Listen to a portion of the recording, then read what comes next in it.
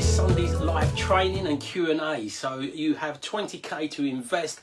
Whereabouts should you invest? So I'm Harvey, I'm a remote property investor.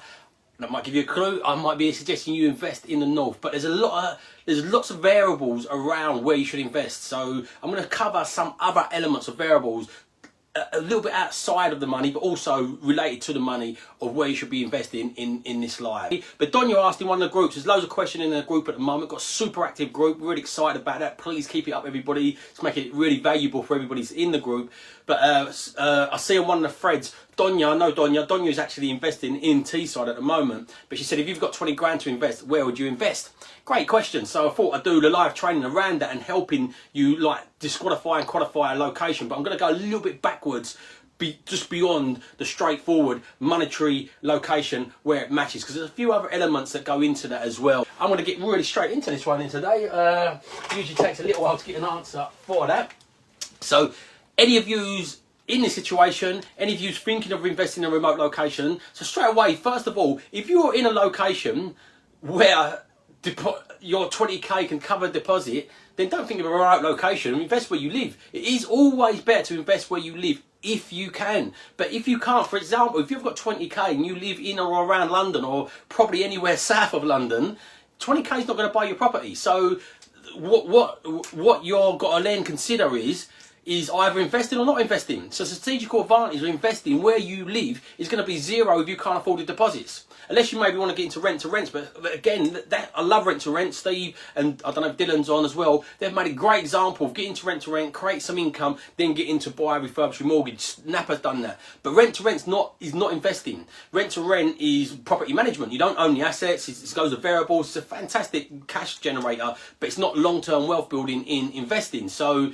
if you want to invest, so you can do rent-to-rents locally, but if you want to invest, start property investing and gaining assets, and especially more passive forms of assets, which buy-to-let properties are, and you live in the south, if you've got 20k, it's just a non-starter. So you have to think about remote doing it, and everything you can do in person today can be done virtually or outsourced virtually. So you can find somebody to outsource it to and get them supports there. It's easier than it's ever been. It's simpler than it's ever been, but not necessarily easy. Simple and easy don't always go in the same hand in hand. But anyway, we're going to cover, for the people who just jumped on, we're covering how to invest 20k. You had to pick a location if you've got 20k to invest. So let's get into this. I'm going to turn the camera around. Oh, fine. Let's get started. So before you even start thinking about property, so many people get into strategies or think about things and they get a shiny penny syndrome, myself included. I've been dealt with this many times in the past. But people look sometimes just at the potential rewards without the trade-off of the rewards. So you really want to be starting off with thinking about your why. Why are you getting into property? What is the reason you get into property? Do you want time and freedom? Do you want a passive income? There's a discussion on passive income just beyond this video, but do you want a more passive form of an income? Do you want to be hands-on? Do you want to run it as a business? So you want to know your why first of all, and then once you know your why, that's when you can really start thinking about your strategy, because you need to know what strategy you're going to do. Because to be fair, if you've got 20k to invest and your strategy is, I want to invest all on my own and I don't want to raise any money or lend any money, then you've got to think about remote investing. But if your strategy was, okay, I know lots of people with money and I could potentially raise money, then, sorry guys, I'll just stop there because I'm trying to think how to spell that. Any crime police out there, I'm dyslexic, so this is just for the purpose of trying to give you a bit of understanding. But yeah, apologies for any spelling mistakes, there'll be plenty in here, so I apologise in the front.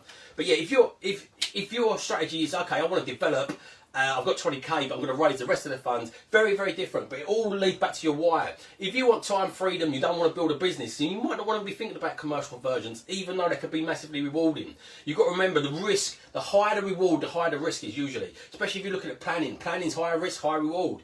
But again, if you wanted time, you wanted a bit of freedom, so just a little passive thing on the side, it's definitely a strategy you not really want to be thinking about. But when you're thinking about your strategy and you're thinking how to start, there's three main things in any business that you need to be moving forward, and that is three ingredients that make this into a triangle: is your knowledge,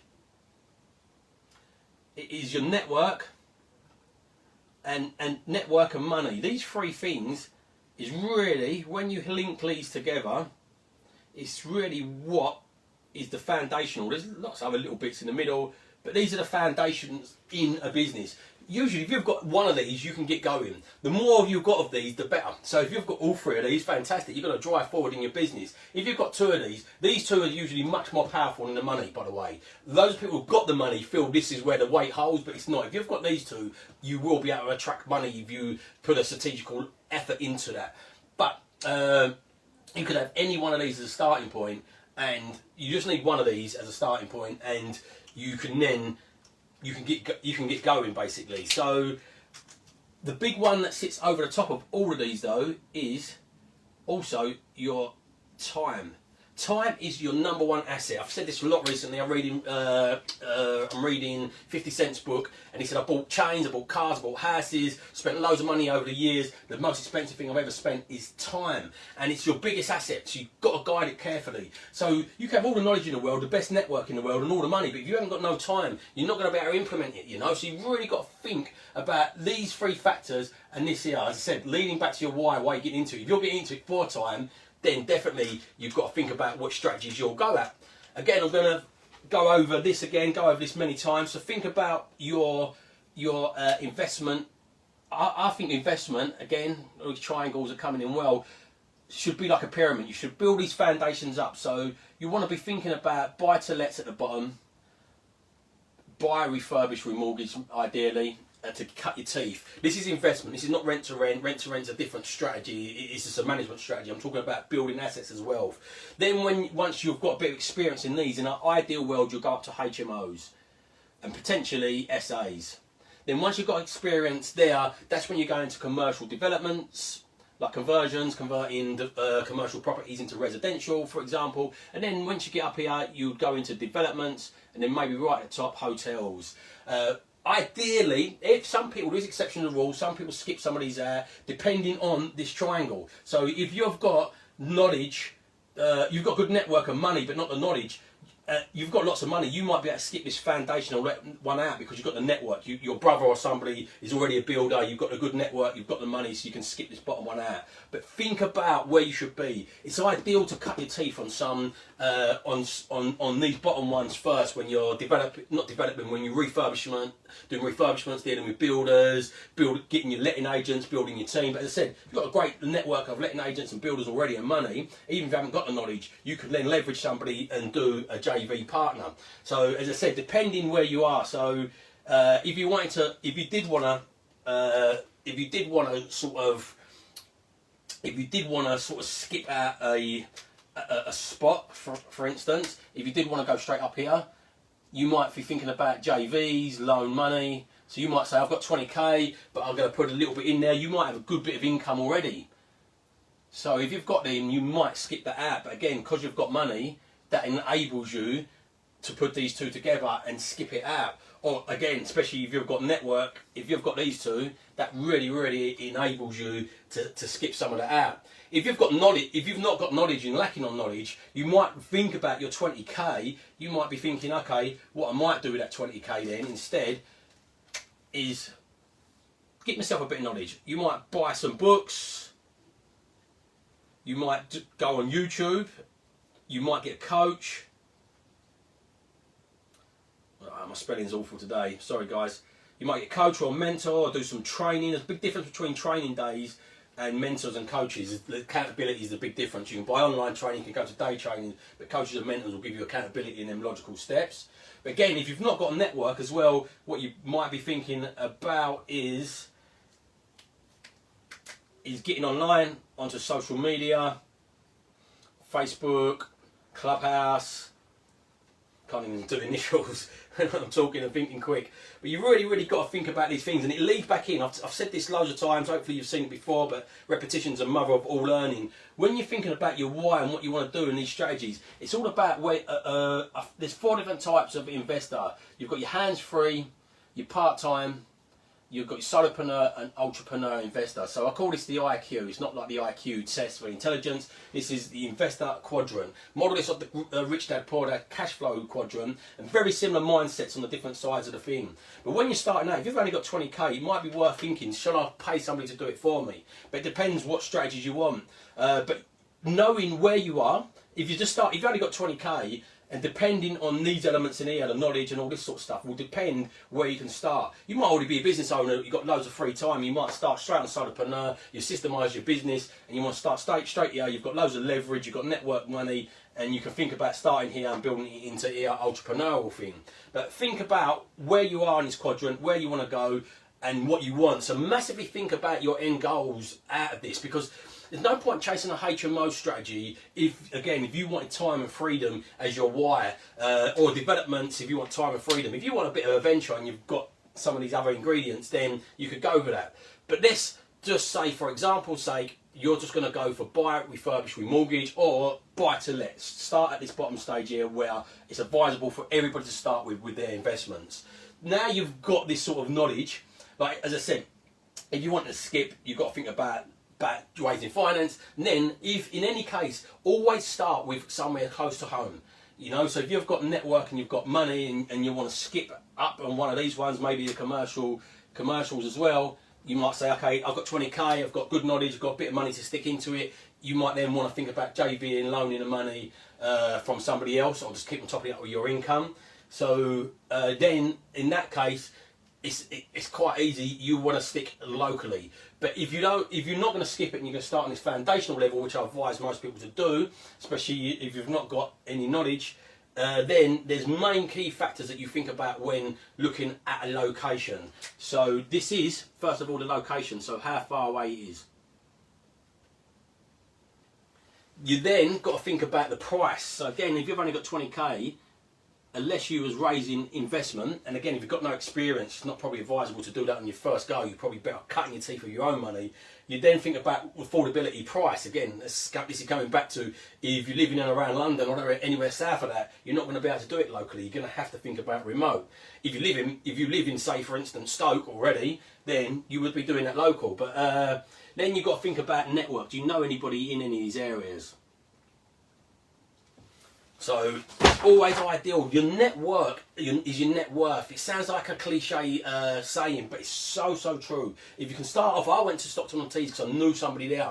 That's what started me there. But if you know somebody, this will really accelerate what you need to do. This is why this hands-free one, I know you have to pay a portfolio or a sourcer to source your properties or build your portfolio, but you're not just buying into their, buying into the deal, you're also buying into their knowledge, their connections and their network, so it can rapidly fast forward you and save you lots of time. So you've always got to look at the opportunity cost and the time cost of things, of what you might be missing out if you're spending loads of time trying to build that network yourself or knowledge of the area. Then you've got to think, do you want capital growth? What sort of capital growth do you want? Because by the way, you then think about what sort of deals and false depreciation you want, or do you want BMV deals?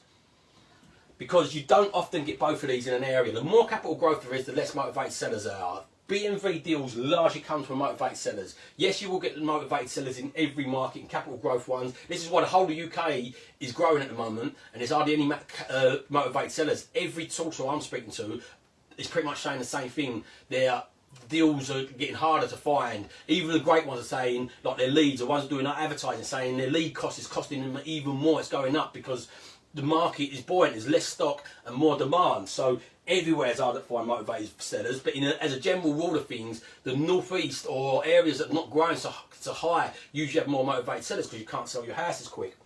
Then you want to think about your return on investment. What's your yield? What sort of yield do you want? What returns on investment do you want? Then you want to think about the rent demand. So what we do, when I'm coaching people, we're going through this exercise on the 6-week RBRR training at the moment on the coaching. But what I do is, we get them to, we don't deeper dive this, but you shortlist a few locations that you're thinking of, and then you just score them. You just see how does this score up. So if you shortlist a couple of locations, how does it score? So what I'll do is I'll do Stockton-on-Tees, for instance, and I'll score that against, because a couple of people asked about seeing my score, how my area scored. I'll do Stockton-on-Tees, and I'll score that against, let's say, Manchester. Popular area, everybody talks about Manchester, it's in the news all the time, and for good reason. It's a good location. So we'll go through these things. What I say to people first of all is, do you know anybody in a location? If you know somebody in a location, and this will really help, and depending on their level of knowledge in that location will depend on how high you score them. So out of 5, I met a guy, he moved down from Stockton-on-Tees, and he had 70 properties in his portfolio at the time, a load of commercials, several businesses in the area. He'd done developments, he'd done over 100 deals in the location, so his knowledge was great. And I knew him really well because he met a girl in Essex, he moved down here, and we got really friendly. We was playing golf, so my network for the area was a 5. He really guided me. Oh, squeeze that in too well there. Take a picture of this board afterwards, guys, and I'll put it in the comments. So that was a 5, that scored really high. So that was my first thinking point. I went there just off of location alone, off of network alone. But when you go back to this first question, location, it's 4 hours away. So that probably scores a 1. It's not ideal. Ideally, the closer the better. Anywhere within a couple of hours is ideal. But you're not going to get all ideals. You're going to have to work out your trade-offs. Price-wise, you can pick up houses. The first house I bought there was 40k. And I only had 13k at the time. So I had less than the 20k mark that we're talking about. So price-wise, yeah, that scored a 5 for me because it was affordable. So let's start putting next to Manchester. I don't know anybody in Manchester, so that's a 1. Price-wise in Manchester, you're probably looking at 150s. So again, that's more like a 1 for me. Location-wise, slightly closer than Stockton-on-Tees, but it's not that close. So then you look at capital growth. Manchester's chance for capital growth have been really strong. So that's a 5. But for me in Stockton-on-Tees, in the location, there is areas in Stockton-on-Tees that grow, but in the niche, because every area, even Manchester's got microclimates within it. You've got locations within locations that are going to be better and worse than others. Not the whole of Manchester's going to be great. But we're just generalising here. But for the microclimate in where I am in Stockton-on-Tees, it's maybe a 2, a 3 at a push. There's not hardly any capital growth. I've not seen any over the years. But BMV deals, you've got much of a higher chance, although I'm struggling at the moment, but much more of a higher chance in Stockton-on-Tees because the market's not usually so strong, so there's more motivated sellers. If you can sell your house really quick, there's no way you're going to sell it for a discount. Even if, like in any market, any strong growth market, even if you sold your house at 10% below the market value, then it's going to get snapped up. And that 10% don't usually work for investors. My minimum is 15%. So, yeah, Manchester scores probably a 1 on this. Maybe a 2. There's still probably little bits there. Let's be a bit generous on Manchester. So BMV deals in the difference between them. Sorry, lost my train of thought here. Then return on investment. Manchester's yields are getting squeezed out, especially in the nicer spots. So again, Manchester, the yields and the RO is probably a 3, but the yields in Stockton-on-Tees, because of the purchase prices, are really high. So that's more like a 5. Rental demand in these right locations in Manchester is going to be a 5. It's going to be really strong. And in Stockton-on-Tees, probably looking more like a 3.5. Let's keep the math straight. Let's just say a 3. It's got enough demand. It's not massively buoyant in the part that's still got the yields for me, but it's not so low as to not make it an investment location. But let's add these up. So we've got 10, 15, 17, 18, 21 for Stockton-on-Tees, out of a possible 5, 10, 15, 20, 25, 30, 35, and we've got 4, 9, 11, 14, 19 for Manchester. Don't get me wrong, some areas might score slightly higher than other areas. They might give you a slightly higher score, but the trade-offs are not worth it. So you've got to then work out what the trade-offs are. If you really want capital growth, you really want a lot of time, you're not worried about buy, refurbish, remortgage, you just want to park your money in there because you've got a lot of residual income coming in. You might have a business that earns you 20 grand a month anyway, so you might be thinking to yourself, look, I can replenish them deposits. The time and effort it goes into finding these BRR deals is not worth my time. So you might just think, okay, I'm going to invest in Manchester, I'm going to invest in style properties that have got high chance for capital growth. So them trade-offs for you these other trade-offs for being lower numbers for you are worth it, because you don't want, in a property quadrant, you don't want to get to entrepreneur or even solopreneur. You don't want to make a business from it. You're just a hands-free or even just a little bit of a part-time. Because you've got a good replenishment of money, it's not so important to you. But again, if you've not got a massive replenishment of money, but you want to get into S and you're around here, you're part-time or hands-free at the moment, hands-free would be hard on 20k. But if you're you then got to think of BRR if you want to make it into this strategy. So then you'd be more thinking of a Stockton on Tees, or maybe a Stoke or areas like that. But again, the first thing you want to look at for me is the network. If you don't know anybody in that area, then go back to look at location. Find location and price. So find what price barrier you're in. So if you've got 20k already, Manchester, you're blown out. You're out of Manchester because you're looking more like 150s in Manchester.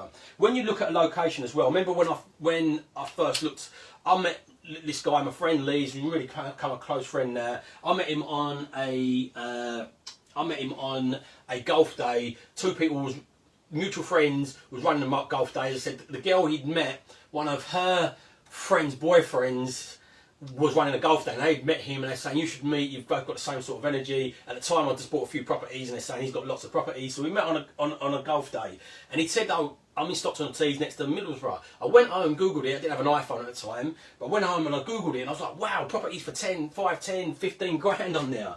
But again, I learnt this from Progressive. This blue one's running out. I learnt this from Progressive, that if you look at a location, look at the entry-level property. So let's say in Stockton on Tees, this is Stockton on Tees, let's say them entry-level properties are like 15 to 20k. And let's say that high-end properties in Stockton on Tees are around 1 million. They're around probably 500k to 1 million, but let's say just 1 million. I don't want to go here, there's no yield here, there's higher turnover, everything like that. But I also don't want to go here because this is where there's difficult management. I remember showing that my friend Lee these properties, or telling him about his properties. Wow, I sent a property 15 grand. He's like, listen, they're just too difficult to manage. He said you just have headaches and problems and voids. He told me a story of he had a friend that bought 10 properties on an estate off of a landlord for 50 grand, 5 grand a property. And he said he regrets the day he done it because one tenant even moved a horse into the first floor bedroom. Like, wow. But people move in, wreck the property, strip it from copper, and you just get headaches in these sort of brackets. So you don't want to be in the middle. You don't want to be in these leafy, like, suburbans. Again, I was on Clubhouse yesterday, a guy was going, I invest in properties that I want to live in. And I said, you've got to take that emotion out of it. You've got to invest in properties that works as an investment. That's if you want to be, especially build it into a business. So you don't want to be here in the middle ground. You want to be just here, just above. So I buy properties, my avatar of tenants, and just here above, let's point down here, just here above in my location is the sweet spot. I'll pick the odd one up a bit cheaper and the odd one up a bit more. But these are usually 50 to 80k sort of style properties. Bought the odd one for 100, bought the odd one for 35. But in general, that's the sweet spot in my area. The type of tenants you'll get there is decent housing benefits. Look, you'll get guarantors they're like usually mums that'll be long-term tenants because they want a council home and can't get one, or you'll get low-income people. And the difference is when you go to here, let's say these houses here are 150k, the yield here is more like 8% a gross yield, and you'll get like 550 rent. Where you buy these houses for 100 to 150k, you might get 657 rent. So the yield gets compressed. But also the other thing that happens with these style houses here, say 100 to 150k, the thing you're going to get there is a higher turnover of tenants as well, especially if you're investing remotely. But even in your own location, you want long-term tenants, especially if you want more of a passive form of income. So what happens is, because the houses are only 100k to buy and the rents are only 650, even in my location, the average wage there is £26,000 a year. It's not a massive chunk of their wage is going on rent. So then they've got the ability to save up. And they've only got to save 10k to get a deposit at 10% to buy their own homes. You get a higher turnover tenant. So this is a really sweet spot here. You don't want these. These are potential yields, but you'll get trouble, wrecked properties, high turnover. So this is generally the sweet spot. So when you find out where your sweet spot is, you then know, this then links across to your price. So again, if you're buying at 50 and 60k and you need you need to put down a 25% deposit, you're not going to be able to buy in Manchester. You're not going to be able to buy locally. You know, again, this wiping out saying that you do want to skip up to the second ladder up or to the third ladder up, or maybe even some straight development. Let's say you're just starting at this entry level, cutting your teeth. You've really then got to think about which is going to be affordable to your 20k budget. So Manchester wipes you out. Liverpool probably wipes you out now. So then, as I said, if you don't know anybody, start reversing that. Just go on Google Maps, look at locations of areas, and the fundamentals are the same in areas. Look for employers, look for transport links. Look for towns that's got plenty of stock of property. You don't want little small you don't want little look for cities, sorry, not so much small towns or villages, because if there's not enough stock, you're not going to get the deals. But again, depending, if you're just happy to just buy and not worry about buy refurb remortgage, then yeah, some of these factors slightly drift out, but there's lots of factors you have to factor in. But if you've got 20k to invest, let's say you've not got a replenishing pot of income and you want to do the BRR or even just the buy to let, you've got to look at where's the closest to you within your budget and knowing somebody. And if you don't know somebody, just look at pure distance. Look at the areas that can be the closest. If you know somebody, it might be worth trading off that distance. As I said, I traded off distance for the network and for the B&V deals and for the price. Obviously, I traded the capital growth off of that, and not having quite strong. The rent demand is strong enough, but it's not like a really hot Manchester. Or even in my location, if I go up to these 100k properties, the rent demand is really strong, but then I trade off my yield, so that's why I don't generally go in there. Also, the yield, the overall long-term yield, because you're getting higher turnover, gets squeezed as well. So you've got to factor all these things, and the repairs usually better in this end. But yeah, lots and lots of factors. Remember, guys, if you don't evolve your ideas, you're never going to live on your own terms. So evolve your ideas, live on your own terms, and have a fantastic day, everyone.